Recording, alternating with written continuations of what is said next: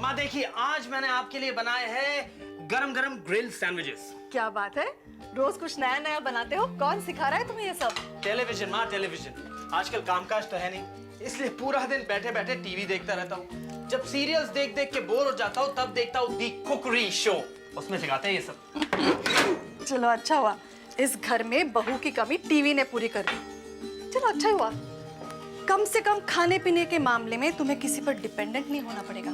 वैसे एक और फायदा है माँ, कल को नौकरी नहीं मिली तो सैंडविचेस बेच के अपना गुजारा तो कर ही सकता हूँ मैं। दोबारा ऐसी बात कभी मत करना। तुम्हें जिंदगी में बहुत ऊपर जाना है, सबसे ऊपर। एक बात बताओ, राजेश्वरी देवी ने तुम्हें दोबारा कब बुलाया है? माँ 2 बार फोन किया था, लेकिन दोनों बार उनसे बात नहीं हो पाई। न जाने वहां पे भी नौकरी मिलेगी या नहीं। राजीव, तुम्हें नौकरी जरूर मिलेगी। राजेश्वरी देवी ने मुझसे वादा किया है कि उनकी लेबर प्रॉब्लम सॉल्व होते ही वो तुम्हें अपॉइंटमेंट लेटर दे देगी। माँ एक बात पूछूं? पूछो। आपने राजेश्वरी देवी को शिवलिंग क्यों भिजवाया था? तुम्हारे इस सवाल का मैं मतलब नहीं समझी। माँ मेरे इस सवाल का मतलब आप अच्छी तरह समझ रही हो। आप अच्छी तरह जानते हो कि मैंने उसी तरीके का शिवलिंग शिवानी को दिया था। कहीं आप जानबूझ के तो... बस करो राजीव, हैरानी हो रही है मुझे तुम्हारी सोच पर। तुम अपनी माँ के बारे में इतना छोटा सोचते हो। मैंने तुमसे कहा है कि शिवानी की जिंदगी में मैं इंटरफेयर करना नहीं चाहती। उसके बाद तुम कहते हो कि मैंने वो शिवलिंग जानबूझकर। राजीव, मुझे समझने की कोशिश करो। जितनी मुझे तुम्हारी फिक्र है उतनी मुझे शिवानी की भी फिक्र है। मैंने वो शिवलिंग सिर्फ तोहफे के रूप में दिया था। And there was absolutely no other intention. By the way, मैं आज ही ट्रांसफर के लिए एप्लीकेशन दे देती हूँ। यहाँ रहूंगी तो रोज तुम मुझ पे शक करते रहोगे, और मैं मेरे बेटे की नजर में एक छोटी औरत बनकर जीना नहीं चाहती। माँ 1 मिनट। आई एम सॉरी माँ, मुझे आपके बारे में इस तरह नहीं सोचना चाहिए था। बच्चों से तो गलती होती है ना, लेकिन माँ का फर्ज होता है ना उन्हें माफ करना। प्लीज मुझे माफ कर दीजिए। I am sorry. चलिए गरम गरम सैंडविच खाइए।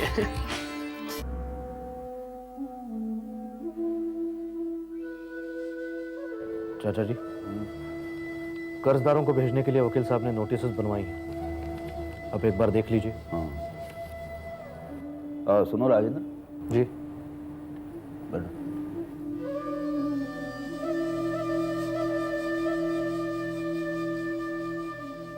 क्या बात है राजेंद्र, अभी तक नाराज हो मुझसे? आपसे नाराज होने की क्या वजह हो सकती है? वो मेडिकल टेस्ट करवाने के लिए मैंने तुम्हें फोर्स किया था। देखिए चाचा जी, अब तो सारे रिश्तेदार जान गए हैं कि मेरा ट्रीटमेंट चल रहा है। अब तो किसी के सामने जाते हुए भी शर्म आती है। अरे भाई, तुम तो इस तरह बात कर रहे हो कि जैसे तुमने कोई बहुत बड़ा गुनाह कर दिया। देखो, दुनिया वालों की कही सुनकर अगर तुम चलने लगोगे ना तो एक दिन पागल हो जाओगे, पागल। आज की तारीख में दुनिया की चाल बहुत तेज है, उसके साथ कदम से कदम मिलाकर चलना सीखो, वरना एक दिन पीछे छूट जाओगे तुम। मुझे ये बताओ, हमने ये जो टेस्ट करवाया उसका आखिर फायदा ही हुआ ना? कम से कम ये तो पता चला कि मामला कुछ गंभीर नहीं है, घर में खुशियां आ सकती हैं। खैर छोड़ो, मुझे ये बताओ, मुंबई का ट्रिप कैसा रहा? हाँ, वो तो ठीक ही रही। एक बात पूछूं तुमसे? हाँ हाँ, पूछिए। शिवानी आजकल कुछ बदली बदली सी लगती है, कुछ खोई खोई सी। ऐसा तो नहीं कि वो अपने ससुराल में खुश नहीं? नहीं, मुझे तो ऐसा नहीं लगता। हाँ, वैसे हमारे लौटने के पहली ही रात दामाद जी बड़ी देर से घर आए और फिर कहीं चल दिए, और फिर हमारे वहाँ से निकलने तक वो घर पर आए नहीं। इस बात से अनुपमा बहुत परेशान हो गई थी। हो सकता है किसी जरूरी काम से गई। हाँ, मुझे भी ऐसा ही लगा। लेकिन एक बात है चाचा जी, छोटे दामाद जी का बर्ताव मुझे कुछ अजीब सा ही लगा। मुझे लगा कि हम किसी के लिए उनके मन में कोई अपनापन नहीं है। क्या बात है, किस सोच में पड़ गए चाचा जी? नहीं, कुछ नहीं। तुम एक काम करो, तुम अनुपमा से कहो कि जाके वो शिवानी से बात करे। तब भी अगर कुछ गड़बड़ है तो मैं खुद दामाद जी से बात कर लूँगा। चाचा जी कहीं ये जल्दबाजी तो नहीं होगी? देखो, हर बीमारी का इलाज सही वक्त पे हो जाना चाहिए, वरना वो बीमारी लाइलाज हो जाती है। मैं शंकर भगवान से प्रार्थना करूंगा, हे भोलेनाथ सब कुछ ठीक कर दे। तुझे याद करके रोता रहूंगा और फिर तो कभी लौट कर नहीं आएगी। कम्मो। हाँ माँ, क्या हो गया तेरे को? जब से मुंबई गई है ना, बस कुछ ना कुछ सोचती रहती है। कुछ पता है तेरे बापू कहाँ गए? हवेली में होंगे। अरे तू जा ना, जल्दी से बुला के ला, मैं जाऊंगी क्या? हाँ माँ। आ गए। और इतनी देर लगा दीजिए आपने। आपको पता है ना, आज समधी जी के यहाँ जाना है। पता है, अच्छी तरह पता है। पता है, 1 ही बज जाती है, उसका भी टाइम हो गया। सामान बांध लूं? नहीं, तू कह तो ऐसे ही चले जाता हूँ। अरे बिटिया के ससुराल जाना है, रामलीला देखने नहीं। कोई फिक्र मत कर, मैंने सब तैयारी कर ली है। सारा सामान इसमें रख दिया है। ये ला। अरे अब देख क्या रहे हो? जल्दी करो ना, बस चली जाएगी। चलो चलो। अम्मा, बापू क्यों जा रहे हैं? क्यों बेटी, तेरा गौना नहीं कराना क्या है? मेरा गौना? पर अम्मा। कम्मो, तेरे बापू को वैसे ही बहुत देरी हो रही है, ऊपर से कुछ ना कुछ ऐसी वैसी बात करके तू बशगुनी मत कर। अम्मा, मैं अभी गौना नहीं करवाना चाहती। क्या? देख लिया, ये सीख के आई है ये शहर से। अब चुप भी कर भागवंती, डांट मत उसे।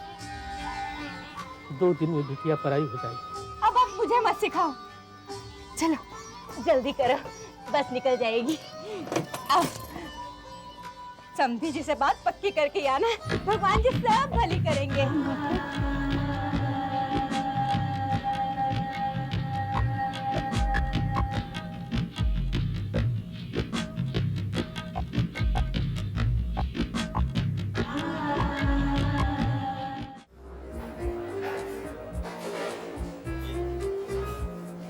ओ हाय सपना, कैसी हो? क्या बात है सपना? राहुल वही हुआ जिसका डर था। मेरी मौसी ने मेरे लिए एक लड़का पसंद किया और वो अगले हफ्ते आ रहा है मुझे देखने। इसमें परेशान होने की क्या बात है? देखो सपना, ये पहली बार तो हो नहीं रहा कि तुम्हें कोई देखने आ रहा है। राहुल, लड़के तो मुझे पहले भी देखने आते थे, लेकिन मैं कभी पढ़ाई का बहाना करके तो कभी लड़के को नापसंद करके बात को टाल देती थी। पर इस बार ये नहीं हो सकता। इस बार इस लड़के को मेरी मौसी ने सेलेक्ट किया है और हमारे घर में मेरी मौसी की बात माँ की बात से भी ज्यादा मानी जाती है। वो इसलिए क्योंकि उनके पति सिविल सर्विसेज में है और दूसरी बात यह है कि अब मेरे पास कोई बहाना भी नहीं है। ये लड़का अच्छे परिवार से है, सॉफ्टवेयर इंजीनियर है और बहुत ही गुड लुकिंग है। ओह, तो ये बात है। सपना जी, जब सब इतना अच्छा है तो उसी से शादी कर लो। मैं जानती थी तुम ऐसा ही कहोगे। तुम जैसे सारे लड़के इसी तरह रिएक्ट करते हैं। तुम अगर लड़की होते तो समझते इस सोसाइटी में लड़की होकर जीना कितना मुश्किल होता है। अरे अगर मुझे उससे शादी करनी होती ना तो मैं यहाँ तुम्हारे सामने नहीं बैठी होती। तो तुम ही बताओ सपना, मैं क्या करूं? सिर्फ एक ही तरीका है राहुल। मैं इस लड़के को सिर्फ ये कहकर मना कर सकती हूँ कि मैं किसी और से शादी कर रही हूँ, पर उसके लिए मुझे तुम्हारी तरफ से एश्योरेंस चाहिए। अगर ऐसा मौका आए तो तुम्हें अपने परिवार वालों के खिलाफ जाकर मुझसे शादी करनी होगी। क्या सोच रहे हो राहुल? मुझे जवाब चाहिए। तुम मुझे सपोर्ट करोगे या यूं ही हाथ पे हाथ धरे बैठे रहोगे? देखो सपना, तुम अच्छी तरह जानती हो कि मेरे घर में लव मैरिज के लिए कोई जगह नहीं। मुझे तुम्हारे घर में जगह नहीं चाहिए। तुम्हारे घर वालों से नहीं, मुझे तुमसे शादी करनी है। तुम मुझे ये बताओ, तुम मुझसे कोर्ट में शादी करने के लिए राजी हो या नहीं? सपना, इतना बड़ा फैसला लेने के लिए मुझे सोचना पड़ेगा। तुम सोचते ही रह जाओगे राहुल। लेकिन अगर वो लड़का आया और उसने मुझे पसंद कर लिया तो मुझे अपने माँ बाप की मर्जी के मुताबिक उससे शादी करनी ही पड़ेगी।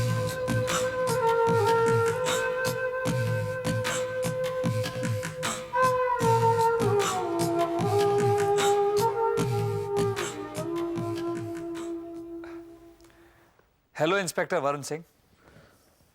आइए आइए। हाँ, तुमने मुझे बुलवाया? क्या करूं, डॉक्टरों ने चलने फिरने को मना किया है, वरना मैं खुद आ जाता। नहीं नहीं, मेरा वो मतलब नहीं था। तो अब कहो, कैसी तबीयत है तुम्हारी? दरअसल आपने अपनी दीदी के केस के बारे में बात की थी। ऑफिशियली तो वो केस अब बंद किया जा चुका है, लेकिन मुझे आपकी बातों में सच्चाई लगी थी, इसीलिए मैंने अनऑफिशियली वो फाइल मंगवा ली है। ये लीजिए, यही है आपकी दीदी की केस की फाइल, देख लीजिए। FIR 410 25 दिसंबर 1998 सुधा सिंह पति रणधीर सिंह बल विक्रम सिंह। 19 दिसंबर आधी रात लगभग 1 बजे मानसिक विक्षिप्तता के कारण खुद पर मिट्टी का तेल डालकर आग लगा दी। परिवार वालों ने फौरन आग बुझाई और उसे लेकर अस्पताल पहुंचे, लेकिन सुधा सिंह ने अपना बयान देने से पहले ही दम तोड़ दिया। हाय, ये देखो समीर, आज फिर मुझे मेरे कॉलेज के पेंटिंग कंपटीशन में फर्स्ट प्राइज मिला है। क्या करती हो दीदी, हमेशा फर्स्ट प्राइज जीत कर ले आती हो। कभी किसी और पेंटर को भी तो चांस दिया करो। अच्छा भाई, मेरे फर्स्ट प्राइज लाने की बात हुई तो तुम ऐसी बातें करो क्यों? जब तुम अपने स्पोर्ट्स में फर्स्ट प्राइज लाते हो तो मैं कहती हूँ क्या किसी दूसरे स्पोर्ट्समैन को भी चांस दो। तुम्ही से सीखा है दीदी, ऑलवेज कम फर्स्ट। बिल्कुल, तुम बिल्कुल ठीक कह रहे हो।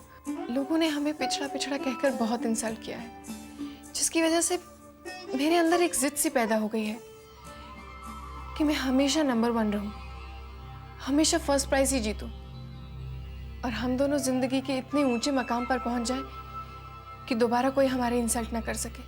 हाँ दीदी, तुम बिल्कुल ठीक कहती हो। बस एक बार मुझे CBI ऑफिसर बन जाने दो, फिर देखना मैं क्या से क्या कर दिखाता हूं। मुझे फिक्र है तो सिर्फ एक बात की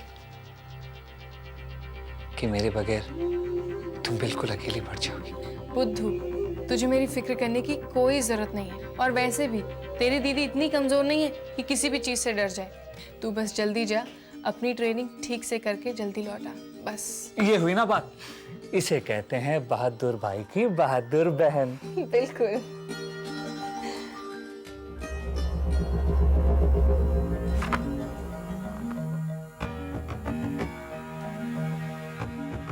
क्या हुआ समीर? जिन लोगों ने मेरी बहन की ये हालत की है, उन लोगों को मैं कभी चैन से जीने नहीं दूंगा।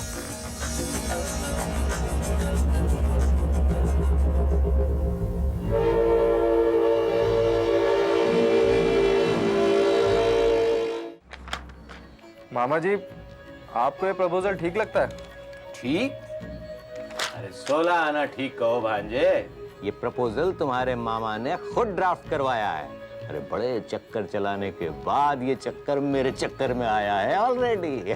इस बार आपका ये चक्कर उल्टा ना पड़ जाए। तुम फिक्र क्यों करते हो भांजे? तुम्हारे मामा के फेंके हुए पासे कभी उल्टे नहीं पड़ा करते हैं ऑलरेडी। और वैसे तुम्हारी वो अंबिका बुआ इन गरीब मजदूर औरतों को साथ में लेकर हमारा क्या बिगाड़ सकती है ऑलरेडी। मगर इस time I am not confident. Hello, प्रणाम मामा जी, मैं शिवानी बोल रही हूँ। अरे जीती रहो बहू, कहो कैसे याद किया? जी मैं इनसे बात कर सकती हूँ? अभिषेक से बात करने के लिए तुम्हें हमारी इजाजत की जरूरत क्यों है ऑलरेडी? हाँ लो बात करो। बहू का फोन है, अपनी जुबान पर जरा लगाम रखना भांजे। अगर तुमने शिवानी को हकीकत बता दी तो तुम्हारी जिंदगी की हकीकत बदल जाएगी। समझ गए ना अपने मामा की बात? लो बात करो। हाँ शिवानी बोलो। जी वो तब फोन कट गया था और आपका मोबाइल भी ऑफ है। एक्चुअली शिवानी, मैं मोबाइल की बैटरी चार्ज करना भूल गया। जी मैं वही पूछना चाह रही थी कि मैं आने से पहले वो कौन सी बात है जो आप मुझसे कहना चाह रहे थे लेकिन कह नहीं पाए थे। शिवानी देखो, इस वक्त मैं एक इम्पोर्टेंट मीटिंग में बैठा हूँ। Can I call you later? जी ठीक है, मैं आपके फ़ोन का इंतज़ार करूँगी। Okay, bye.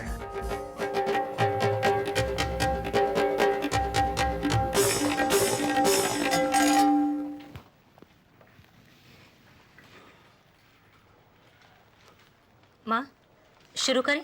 हाँ, लेकिन बुआ जी को तो आने दीजिए। Hariom.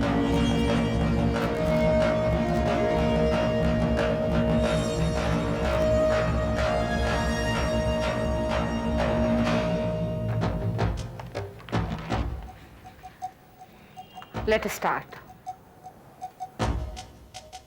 Respected members of the board, जैसा कि हम सब जानते हैं कि पिछले दिनों हमारी कंपनी में काम करने वाली वर्कर्स की हड़ताल की वजह से हमारी कंपनी को कितना नुकसान उठाना पड़ा था।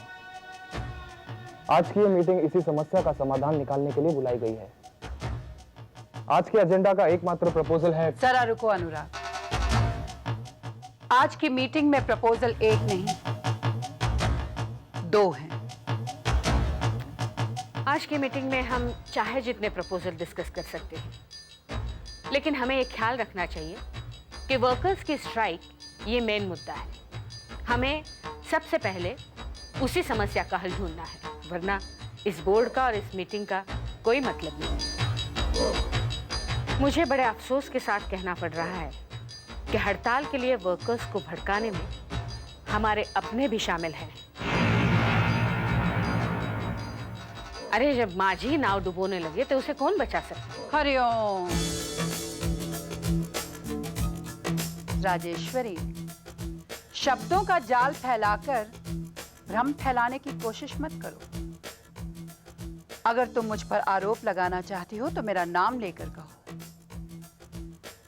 संकेतों में बात करना शब्दों की बाजीगरी कहलाती है।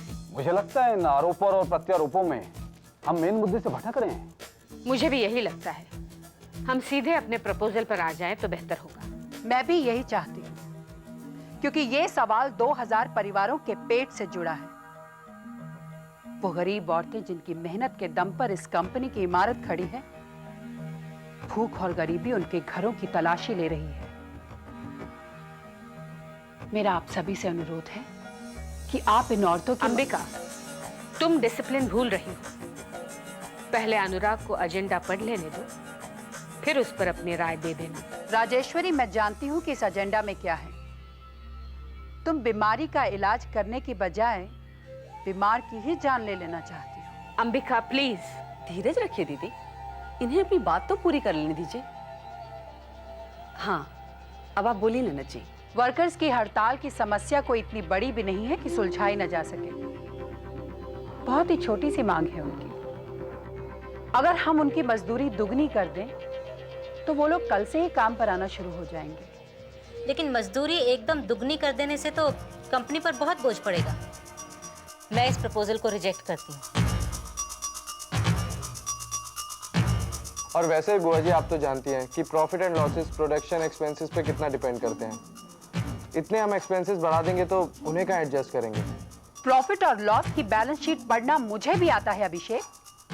अगर तुम लोग कंपनी पर किए जाने वाले अपने शाही खर्च थोड़े भी कम कर दो तो हजारों गरीबों की दुआओं से तुम्हारी तिजोरियां भर सकती हैं।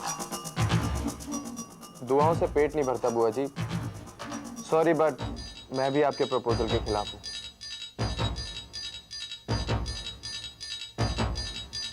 तुम क्या कहते हो अनुराग? माँ, मैं इस सब्जेक्ट पर न्यूट्रल रहना पसंद करूंगा। राजेश्वरी, मैं धर्म की बात कर रही हूँ। अपनी जिद छोड़कर मेरी बात मान लो, क्योंकि इस बार जसवंत और रंजना भी मेरे साथ हैं। आपसे किसने कहा कि हम आपके साथ हैं ननद जी? जसवंत? हाँ दीदी, रंजना ठीक कह रही है। अगर हम आपके हिसाब से चले तो कंपनी तो 2 दिन में बंद हो जाएगी। इसलिए हम आपके इस प्रपोजल के खिलाफ हैं। कैसे इंसान हो तुम जसवंत? इतनी जल्दी तुमने अपनी आस्था बदल दी? इतनी जल्दी तुम अपने सारे वादे भूल गए? क्या वो तुम नहीं थे जिसने मुझसे कहा था कि दीदी अब तो मैंने बहुत धन कमा लिया है, अब मुझे थोड़ा सा पुण्य कमाना है? ये मत भूलो कि हमारे एक फैसले पर हजारों चूल्हों के बुझ जाने का खतरा है। अंबिका, संभालो अपने आप को। तुम अपने घर पर नहीं बैठी हो जहां तुम जो चाहे बकती रहो। तुम ठीक कह रही हो राजेश्वरी। मैं भूल गई थी कि मैं अंधों को आईना दिखा रही हूं।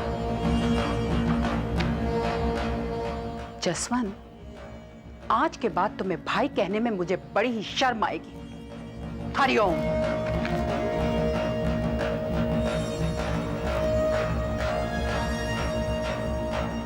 हम हमारे प्रपोजल पर डिस्कस करें। मेरी एक रिक्वेस्ट है माँ, मैं चाहता हूं कि आप अपने प्रपोजल पर एक बार फिर से सोचिए, क्योंकि एक साथ 2000 वर्कर्स को निकाल देना कंपनी के लिए गलत भी साबित हो सकता है। भाभी जी, अनुराग सही कह रहा है। आज आपने एक बाजी जीती है, दूसरी बाजी फिर कभी। चाचा जी ठीक कह रहे हैं माँ। ठीक है, जैसे सबकी मर्जी। मैं आज की मीटिंग यहीं बर्खास्त करती हूँ।